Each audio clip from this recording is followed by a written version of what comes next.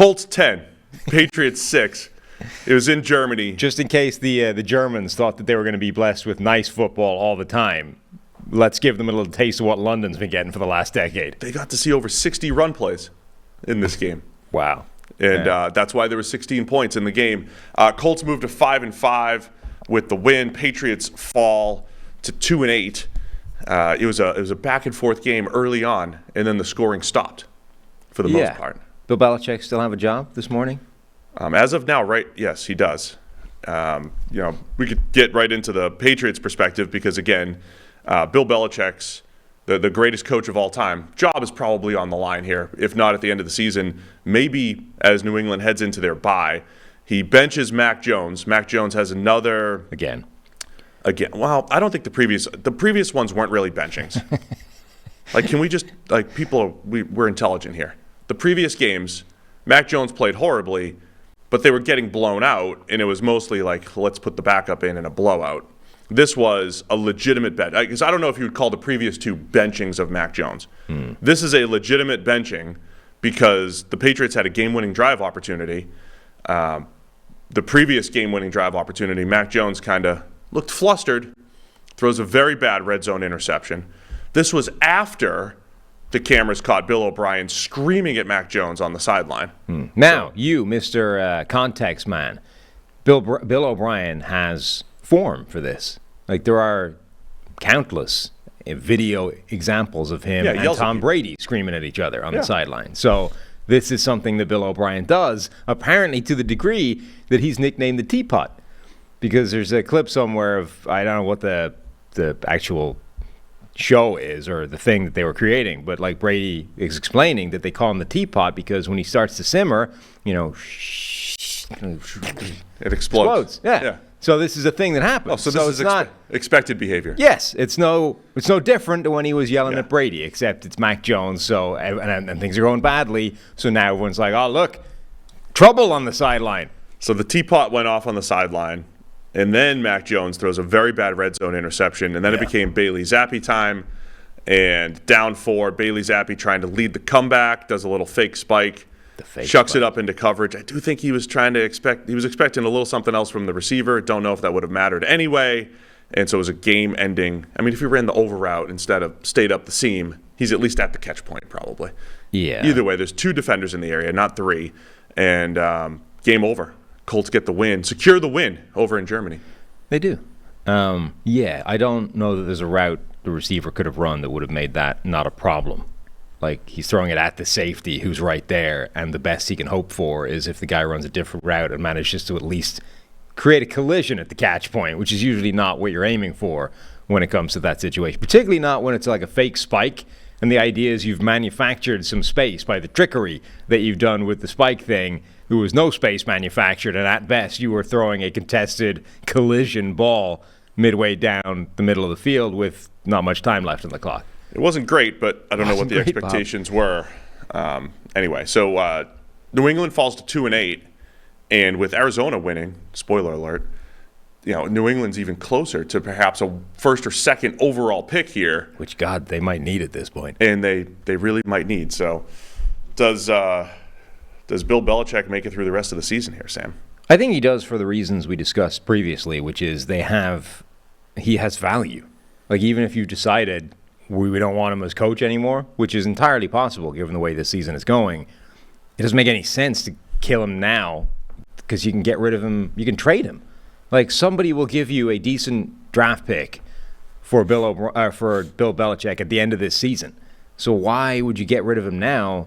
What's the benefit? Literally, if it continues to go as badly as it does now, it will help your draft pick for the next guy. And does it really increase the embarrassment factor, which is the only other consideration if you're Robert Kraft? The level of embarrassment you have over the season increases with every loss. But is that actually important? I mean, in the mind of a billionaire, perhaps. But that would seem foolish. That would seem cutting off your nose to spite your face. And a smart billionaire, I don't think, should behave that way. The one other consideration that we would have said 4 or 5 years ago with Bill Belichick, right? Every time Bill, zigged when everyone else was zagging, we were like, oh, what does he know? Right. What is he doing? Turns out he didn't know anything. It's just Brady.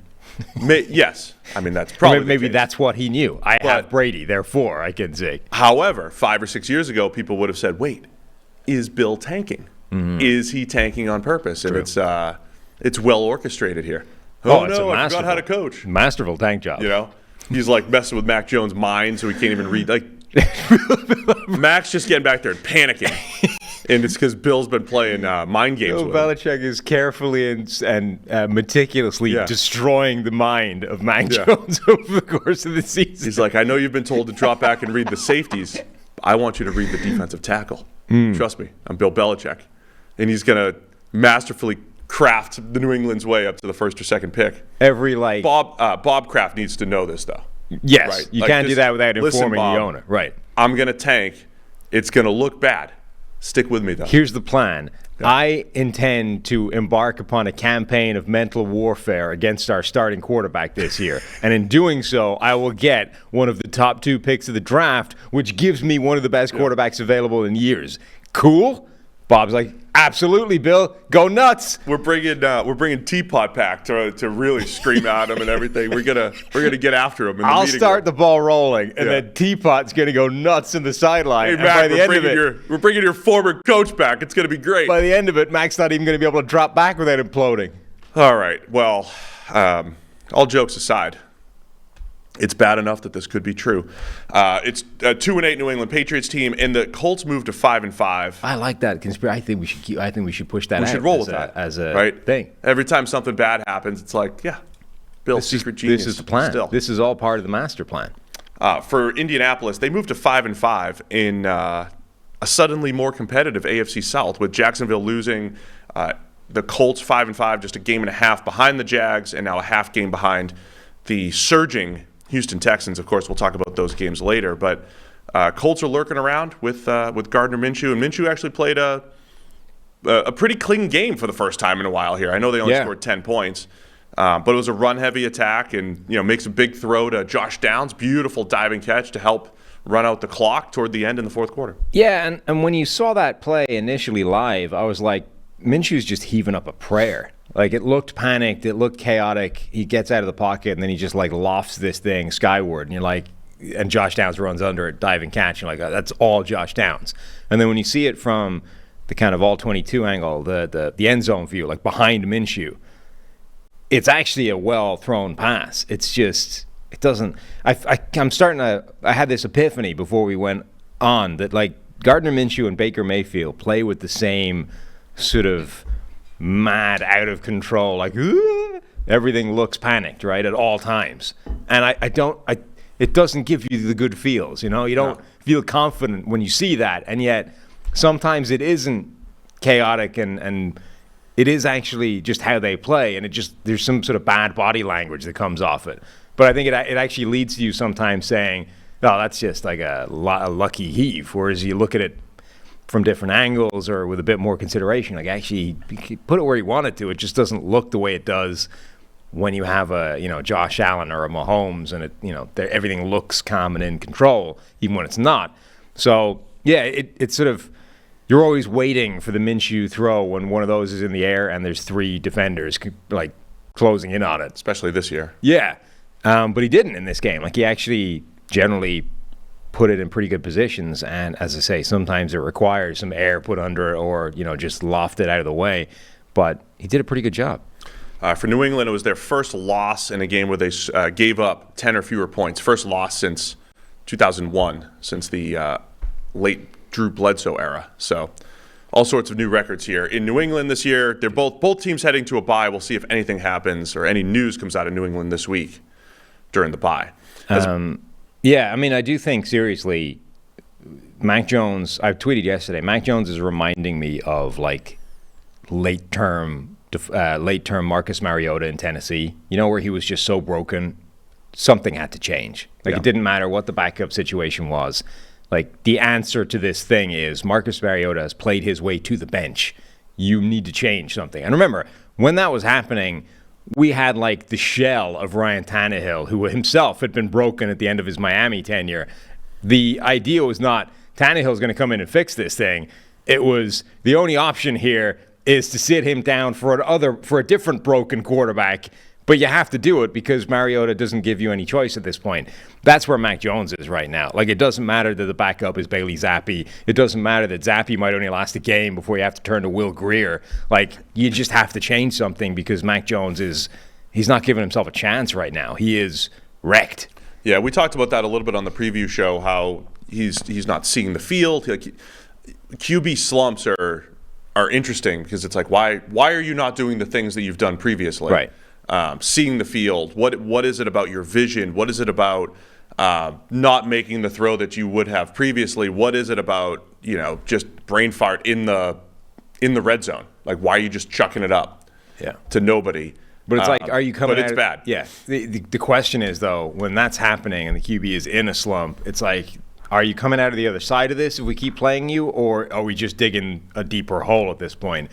And I can't see anything other than we're digging a deeper hole. Yeah, I mean, either way, it does seem like,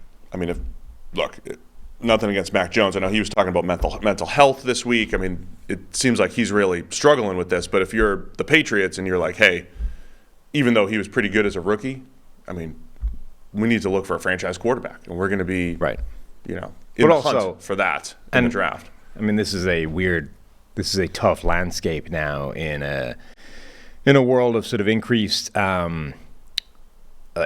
awareness of mental health issues and all that kind of stuff. Like, when the quarterback is saying things like that, that's its own problem. I mean, whether or not there's a path to the other side of that as a starting quarterback for him. Like, right now, if your starting quarterback is talking about the struggles he's dealing with mental health, even if it's off the field entirely, like, that's its own thing, saying the guy has bigger problems than starting at quarterback for you right now.